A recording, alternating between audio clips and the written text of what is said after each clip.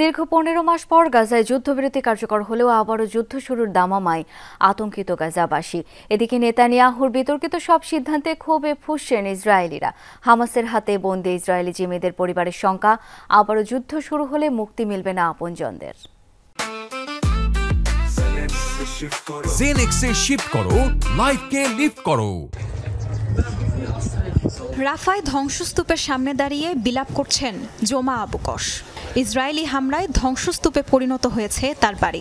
গাজায় যুদ্ধবিরতি কার্যকরে আরও একবার নতুন ভবিষ্যতের স্বপ্ন দেখছিলেন তিনি। কিন্তু গাজায় আবারও ট্রাম্প এবং নেতানিয়াহুর যুদ্ধ শুরুর হুঁশিয়ারিতে আতঙ্কিত তিনি। ট্রাম্প বলেছেন, বাকি ইসরায়েলি জিম্মিদের মুক্তি না দেয়া হলে গাজাকে আবারও নরক বানিয়ে দিবেন। এখন গাজার যা পরিস্থিতি তা কি নরক থেকে কোনো অংশে কম? গত 15 মাসে যে গণহত্যা হয়েছে এমন তো পৃথিবীর আর কোথাও হয়নি। শুধু জোমা আবু কস নন, আবারও সংঘাতের আতঙ্কে পুরো গাজাবাসী। যুদ্ধবিরতি কার্যকর হলেও আমাদের উপর হামলা তো বন্ধ হয়নি। দোয়া করি ওরা যেন যুদ্ধবিরতি চুক্তি না ভাঙে। আমাদের হারানোর আর কিছুই নেই, কিন্তু তাও কেন ইসরায়েলিরা আমাদের পিছু ছাড়ছে না। হামাস ইসরায়েল পাল্টাপাল্টি শর্তভঙ্গের অভিযোগকে কেন্দ্র করে আবারও গাজায় সামরিক অভিযানের হুঁশিয়ারি এসেছে তেল আবিবের পক্ষ থেকে।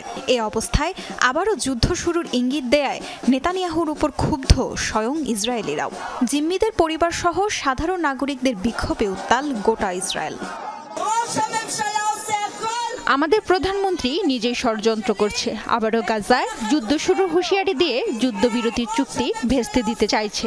আমার সন্তান এখনো হামাসের জিম্মায়, আমি ওকে ফেরত চাই।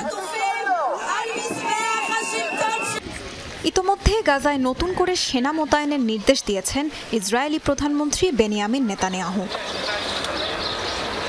তাজরিয়ান সোবহান, যমুনা নিউজ।